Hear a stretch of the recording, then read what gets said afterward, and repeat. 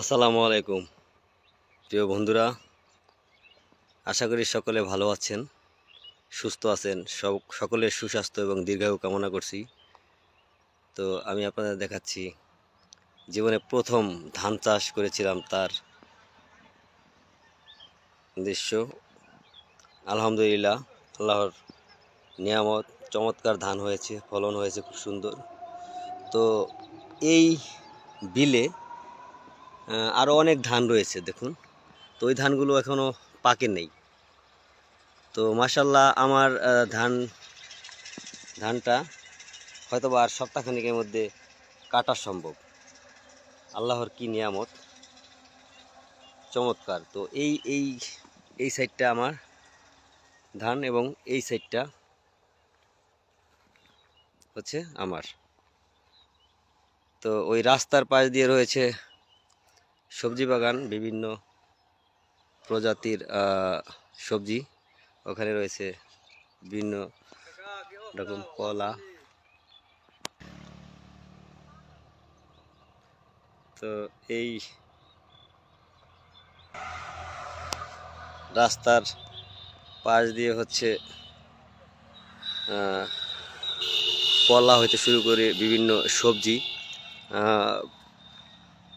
যেমন পেঁপে, সিম, টমেটো, বেগুন, ধুন্দুল ইত্যাদি সবজি চাষ করেছি।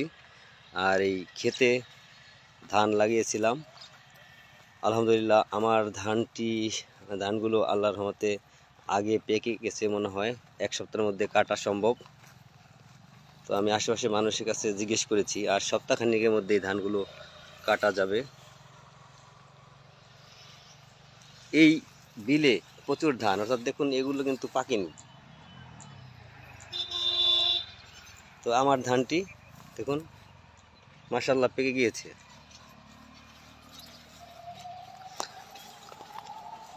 তো আমি কৃষি বিভাগে যোগাযোগ করে আমি এই ধানের বীজ সংগ্রহ করেছিলাম শরীয়তপুর আঙ্গারিয়া বাজার থেকে।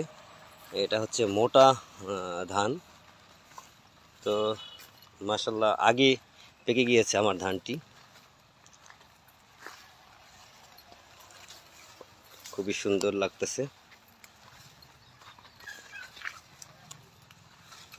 আল্লাহর কাছে লাখো কোটি শুকরিয়া।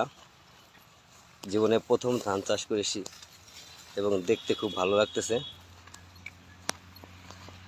অর্থাৎ যে জমিগুলো দেখলাম এই জমিগুলোতেই আমার ধান এবং আমার জমি এল সিস্টেম। তো সকলে ভালো থাকবেন, সকলে সুস্বাস্থ্য এবং দীর্ঘায়ু কামনা করছি এবং আজকের মতো বিদায় নিলাম। খোদা হাফেজ, আসসালামু আলাইকুম।